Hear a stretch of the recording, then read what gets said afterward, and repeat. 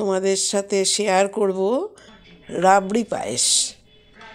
দেখো আমি রাবড়ি পায়েস কিভাবে তৈরি করেছি। এই শীতে স্পেশাল রাবড়ি পায়েস সবাই তৈরি করতে পারে।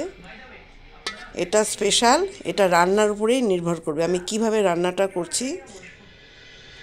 যেইভাবে দুধ চাল গুড় দিয়ে করে সেইভাবেই এটা পায়েস তৈরি, শুধু টেকনিকটা হচ্ছে রান্নার উপরে কিভাবে রাবড়িটা করলাম। আশা করি তোমাদের ভালোই লাগবে।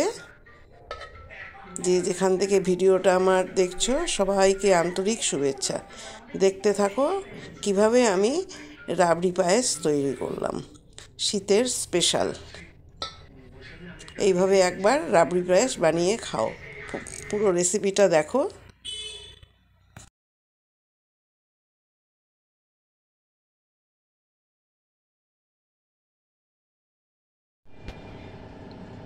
আজকে তৈরি করছি রাবড়ি পায়েস। পায়েস তো আমরা সবাই জানি কিভাবে করতে হয়। আমি দুধ এখানে 2.5 লিটার দুধ ছিল। দেখো আমি পুরো শুকিয়ে নিয়েছি, পুরোটা দেখানোর সময় এই পর্যন্ত ছিল। আমি রাত্রিবেলা জাল দিয়ে রেখে একদম এটাকে হাফ করে দিয়েছি। এই 1 কিলো 200-250 মতন হবে করে নিলাম।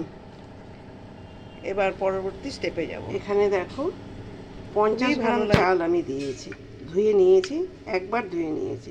সামান্য 50 গ্রাম চাল, হাফ চামচ ঘি দিয়ে আমি চালটাকে ভালো করে মেখে নিচ্ছি। চাল কিন্তু ধোয়া আছে। এইভাবে একবার রাবড়ি পায়েস বানিয়ে দেখো, খুবই উপাদেয় হয় খেতে। চালও কিন্তু একদমই কম, 50 গ্রাম আছে। 50 গ্রাম মানে বুঝতে পেরেছো তো, আমাদের হাতের 1 মুঠ,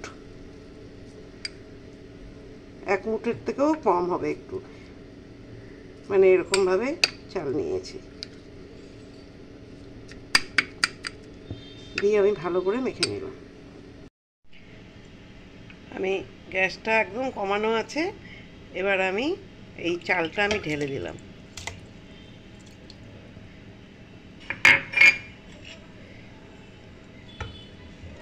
মাঝে মধ্যেই কিন্তু নাড়তে হবে। দেখতে থাকো রাবড়ি পায়েস কীভাবে তৈরি করছি। পায়েস রান্না করতে সবাই জানে, আমরা সবাই কম বেশি পায়েস রান্না করতে জানি। মাঝে মধ্যেই নাড়তে হবে, নাহলে তলা ধরে যাবে, কারণ দুধ ভীষণ ঘনভাবে করা। এই দেখো ফুটছে। এবার মাঝে মধ্যেই কিন্তু আমি নেড়ে দিচ্ছি, ভালো করে নেড়ে দিতে হবে।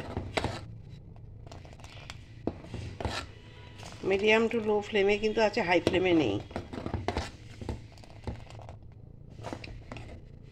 আমার তো 2.5 লিটার দুধকে একদম ঘন করে নিয়েছি অর্ধেক, তারপরে আমি চাল দিলাম। এমনি ক্ষীর হয়ে আছে। মাঝে মধ্যেই আমি একটু হালকা হাতে নেড়ে দিচ্ছি।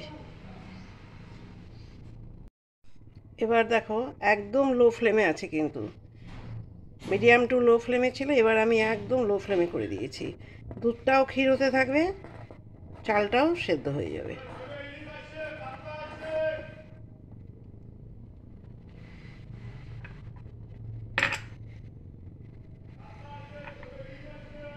এখানে দেখো 2 চামচ গুঁড়ো দুধ নিয়ে নিয়েছি আমি হালকা ঈষদুষ্ণ জলে আমি গুলে নিচ্ছি। সামান্য জল দেব, 2-3 চামচ জল দিয়ে আমি এই গুঁড়ো দুধটা গুলে নিচ্ছি। এটা দিলে ভালো হয়, আরও বেশি টেস্ট হবে। না দিলেও কোনো অসুবিধা নেই, কারণ দুধটা আমার অলরেডি ঘন করা আছে আর একদম লো ফ্লেমে আছে।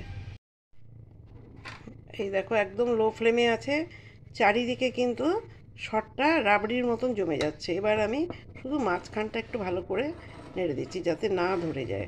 চালও কিন্তু আমার সেদ্ধ হয়ে গেছে। আমি এতে কোনো ড্রাই ফ্রুটসও দেবো না, কারণ আমি নলেন গুড় দিয়ে বানাবো। চিনিও দেবো না, কোনো ড্রাই ফ্রুটসও আমি দেবো না, এলাচের গুঁড়োও দেবো না, তাহলে গুড়ের গন্ধটা নষ্ট হয়ে যাবে। চারধারে কিন্তু নাড়বো না, শুধু মাঝখানটা নাড়বো। এবার আমি যেই দুধটাকে গুলিয়ে রেখেছিলাম সেটাও আমি দিয়ে দিচ্ছি। এটাতে আরও টেস্ট হবে। না দিলেও অসুবিধা নেই, কারণ দুধ আমার একদম ঘন করা আছে। এটাও আমি মাঝখানটা একটু হিলিয়ে দিচ্ছি ভালো করে। চারিদিকে এই রাবড়ির মতন পড়ে গেছে, দেখো। এরকমভাবে একবার পায়েস বানিয়ে খাও, খুবই ভালো লাগবে। আমার চালও সেদ্ধ হয়ে গেছে, আমি গুঁড়ো দুধটাও গুলে দিয়ে দিলাম। আমার কাছে ছিল, আমি দিলাম, না থাকলেও কোনো অসুবিধা নেই, কারণ আমি দুধকে অর্ধেক করে নিয়েছি একদম, তারপরে আমি চাল দিয়েছি। আর ওই দেখো চারিদিকে রাবড়ির মতন হয়ে আছে। গোটাটা আমি নাড়বো না, এইভাবেই আমি নাড়বো। দেখেছো, একদম লো ফ্লেমে আছে, চারিদিকে রাবড়ির মতন জমে গেছে। এবার আমি, লো ফ্লেমে আছে কিন্তু আমার হয়েও গেছে। এবার আমি এই দুটো টুকরো গুড় দিচ্ছি, যে যেরকম মিষ্টি খাবে। আমি খুব কম মিষ্টিতে করব, তাই আমি একদম 50 গ্রাম গুড় আছে দিয়ে আমি গ্যাস বন্ধ করে দিচ্ছি। গ্যাস কিন্তু বন্ধ করে দিলাম। এই গরমে গরমে রাবড়ি পায়েস এটা গলে যাবে। কেমন লাগলো কমেন্ট করে জানিও। সবাই খুব ভালো থেকো, সুস্থ থেকো। একবার এইভাবে এই শীতে এরকম রাবড়ি পায়েস বানিয়ে খাও।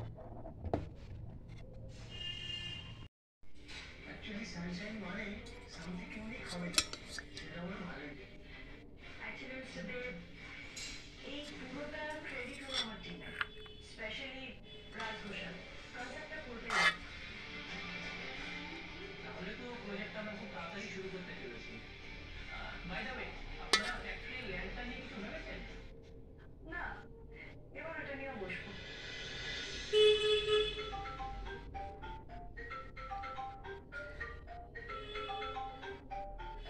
আমি তোর ফোনটার জন্য অপেক্ষা করছিলাম আজ। কে ফোন করেছে আজ? বলছিলাম না, 1 মিনিট আমি একটু ফোনটা ধরে নিয়ে 1 মিনিট। হ্যাঁ হ্যাঁ, তুমি এখানেই ফোনটা ধরতে পারো, আমাদের মিটিংটা শেষই হয়ে গেছে। Thank you thank you. Hello Shri, বলছিলাম আমি একটা মিটিংয়ে আছি, আমি তোমাকে একটু পরে ফোন করি।